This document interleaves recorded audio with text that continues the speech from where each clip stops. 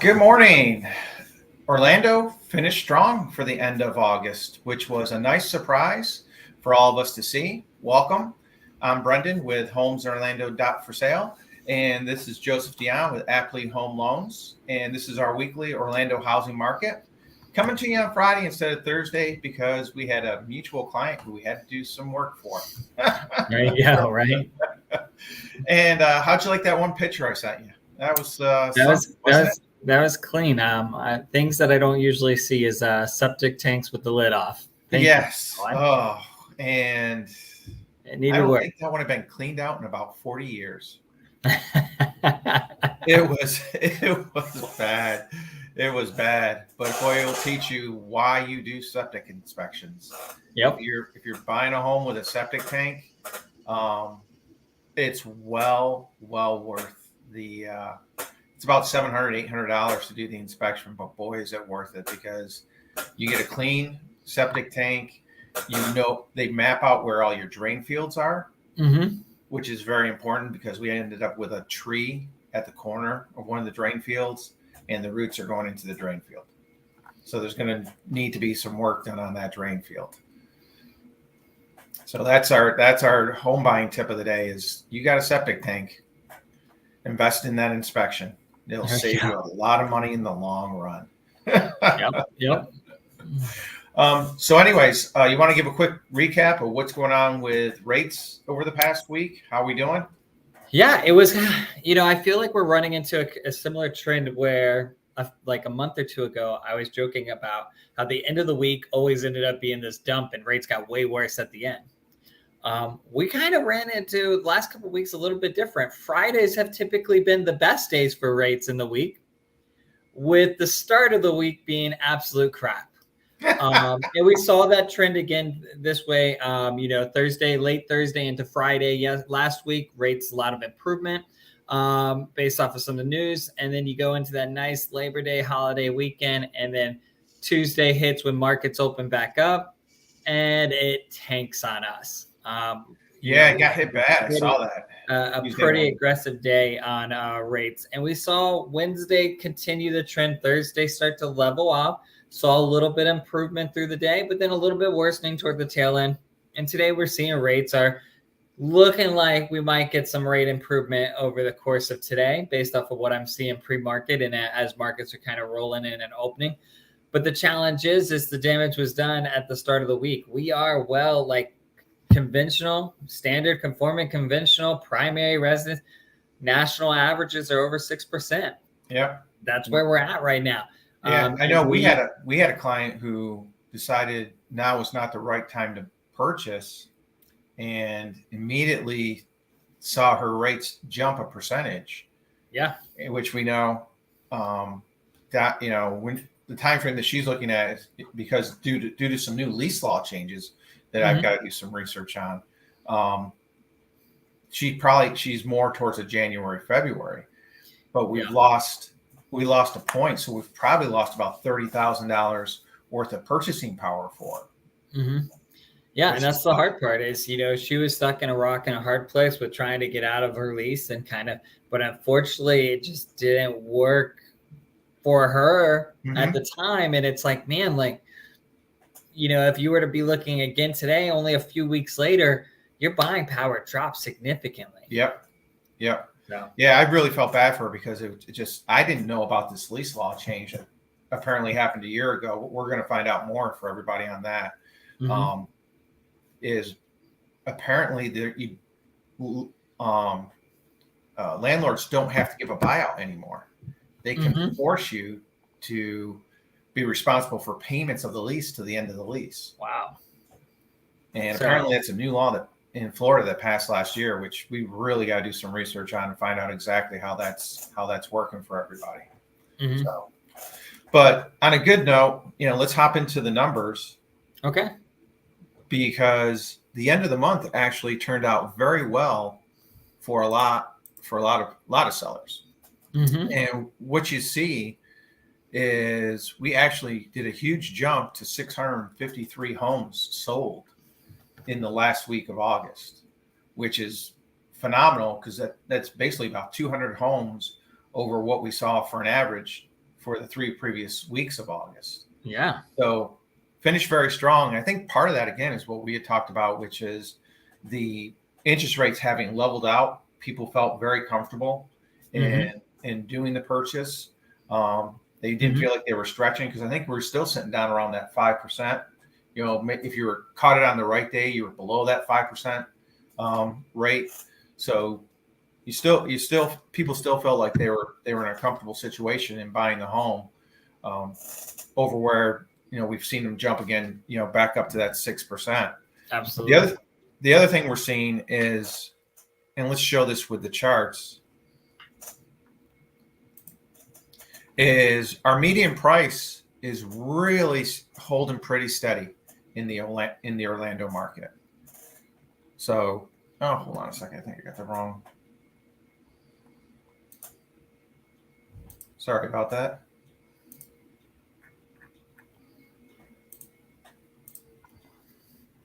That's what we want. Yeah. The market is holding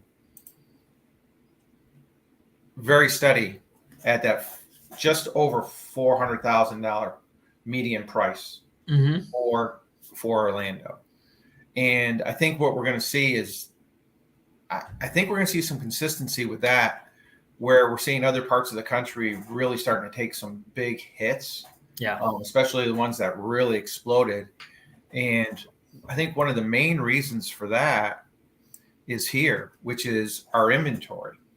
You know, we saw that explosion back in May, where we really pushed the inventory up, and it was going up every single week. And since mid-August, we're really starting to level out. We actually lost a few homes this week.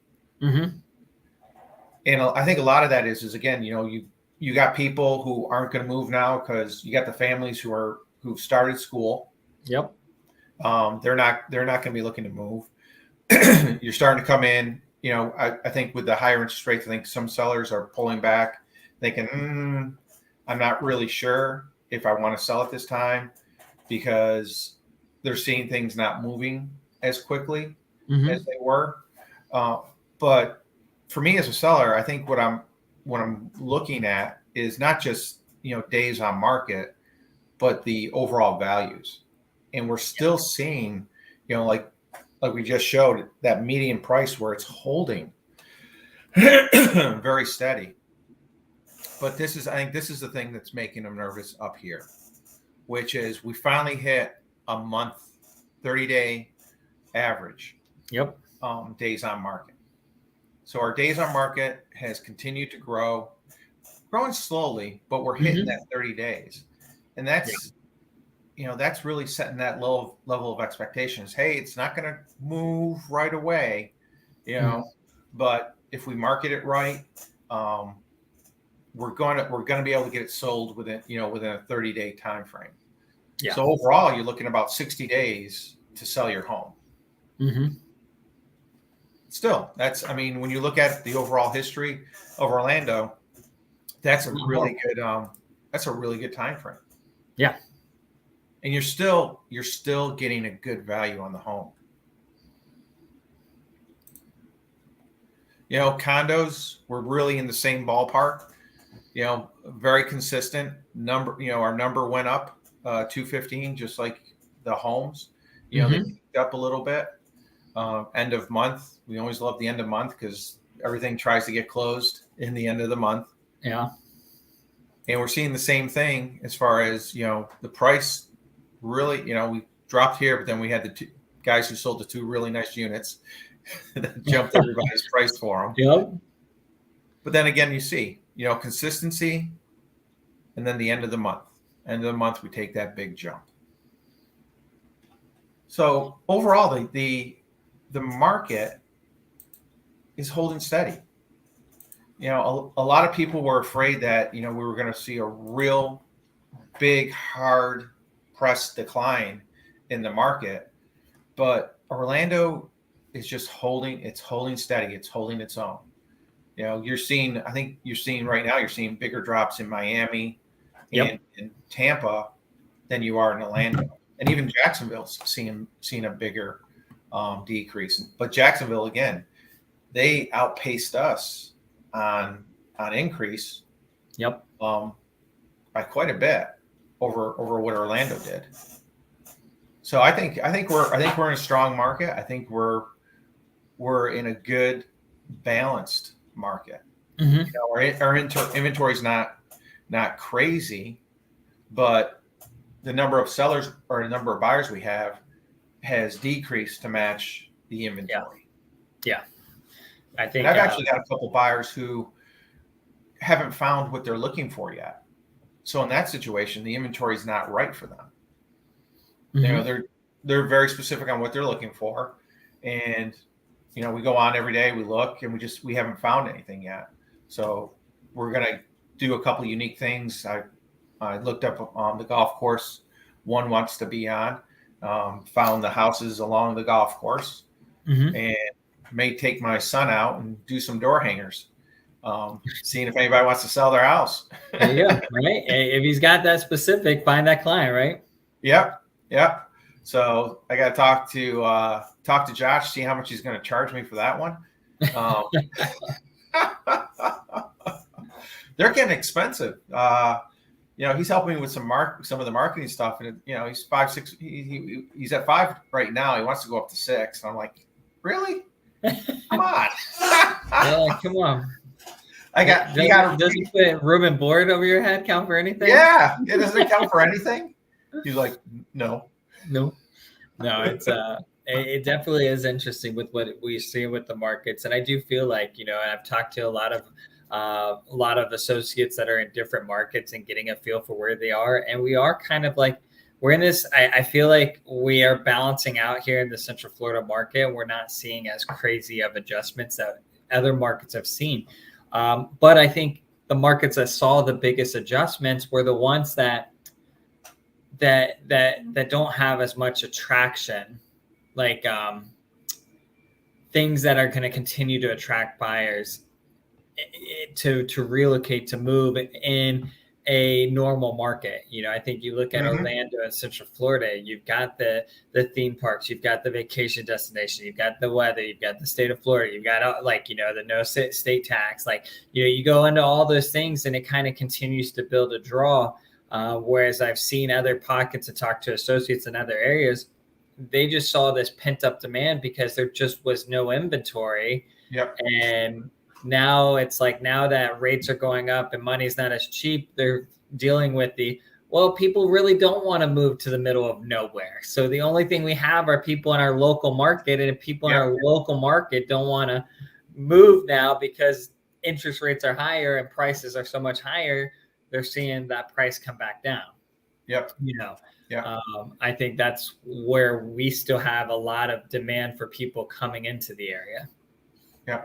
The one thing I have seen is with builders, I've actually seen some price reductions from several builders. Not major, 5,000, couple communities for D.R. Horton, they did like a $5,000 price decrease on homes that are finished, quick move-in homes, which is key. And then they're also the incentives that they're providing for the buyers have increased greatly. Plus for us. Yeah. So, which is nice because which is nice because we can actually utilize some of that, and that's really what they designed them for. Utilize that to help our buyers. Where if they're providing a $5,000 balance, let me use this in your closing cost, so you can maybe use it to buy down your rate a little bit. So, and they're coming back with what's called the flex dollars, where you can use it. All of a sudden, nobody wants to provide a refrigerator at closing, builders. So, because they don't want that to be the reason that the sale is delayed. Yeah. Sourcing. Seriously, I mean, it got into I know a couple. I had one friend who actually took him 6 months to get he ordered it, and it took him 6 months to get a fridge. Man. I'm like, wow, that's nuts. I will say, if you're in the state, my fridge just broke, and state of Florida just went into law. If you buy an appliance that's energy efficient and it's under $3,000, no sales tax for the Really? next year. So I just bought a brand new LG fridge, and it happened to be $29.99. Like it, right? I definitely know that the Home Depot priced it to make sure that it qualified That it qualified for for incentives. the no sales tax, huh? But you're talking no sales tax. That that saved $200 on that on that transaction. Oh yeah. 225. So it was definitely like kind of a really cool little like, hey, and that's something that the state of Florida passed. I think it went into any purchases after July 1st this year through July of next year. There's no sales tax Oh, on we got to look any that one up for people. major home appliance, but it has to be priced under $3,000. So you can't get those Viking appliances that you want. So, oh man. But well, that's our market today. We hope everyone found that helpful. Again, if you're watching this Facebook, please like. If you're watching it on YouTube, thumbs up. And we'll be back to our regular time next Thursday. Joe, have a wonderful weekend, and we will chat with you soon. Bye-bye.